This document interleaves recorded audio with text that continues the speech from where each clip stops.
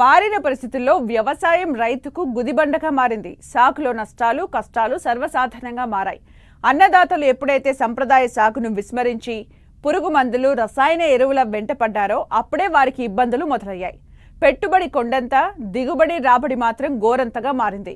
దీంతో చాలా మంది అతి తక్కువ సమయంలో తక్కువ ఖర్చుతో చేతికొచ్చే ఉద్యాన పంటల సాగుకు మొగ్గు చూపుతున్నారు. ఈ కోవలోని పశ్చిమ గోదావరి జిల్లాకు చెందిన ఓ రైతు కొన్నేళ్లుగా గోంగూర సాగు చేస్తూ మంచి లాభాలు ఆర్జిస్తున్నారు.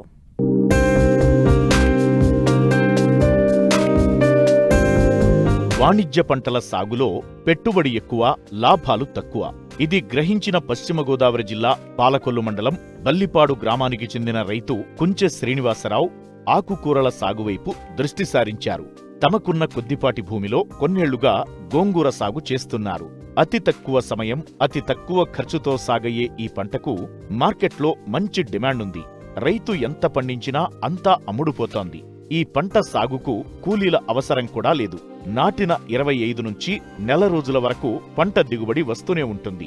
వచ్చిన దిగుబడిని వ్యాపారులు తోట వద్దకే వచ్చి కొనుగోలు చేస్తుండటంతో ఇతర పంటలతో పోల్చితే గోంగూర సాగు మంచి లాభదాయకంగా ఉందని రైతు ఆనందం వ్యక్తం చేస్తున్నారు. ఎకరం నెలలో గోంగూర సాగు చేస్తున్నాను.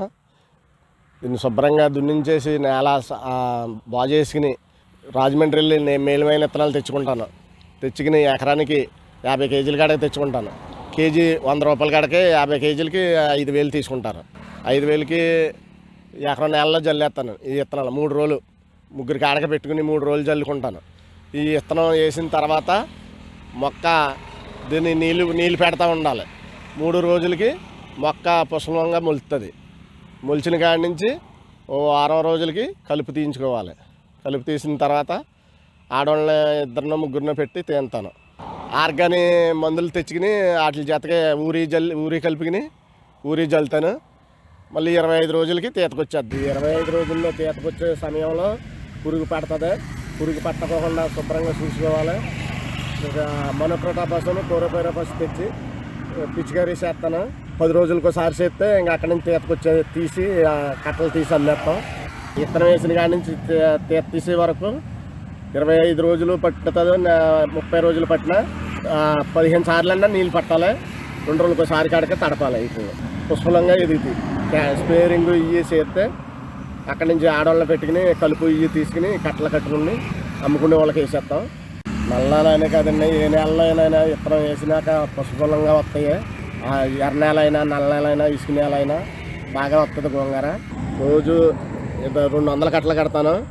మేమిద్దరం, మా భార్య, నేను, మా పాప మొత్తం ముగ్గురు కలిపి చేస్తాము. అలాగే 30 రోజులు తీస్తాం. 30 రోజులు తిని 20 రోజులు తిని రోజుకి 200 కట్టల కాడకి పట్టుకెళ్తాం.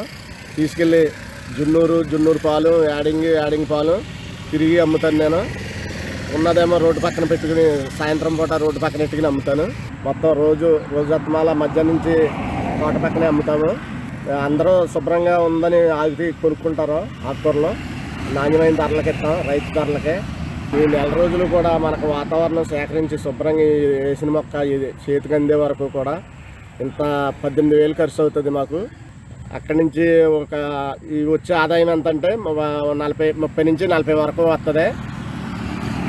ఈ వాతావరణం ప్రకృతి శుభ్రంగా సేకరిస్తే 30,000 అయినా చేతికి వస్తాయి. లేకపోతే అవి కూడా మనం పెట్టిన పెట్టుబడి కూడా పోతుంది.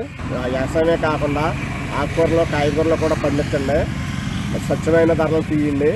శుభ్రత అంతా పెంచండి. శుభ్రంగా రూపాయి లాభం వస్తుంది, నష్టమేమీ రాదు. అది మనకి ప్రకృతి శుభ్రంగా సేకరిస్తే రూపాయికి రూపాయి వచ్చేది. మనం పెట్టిన రూపాయికి 2 రూపాయలు వచ్చేది.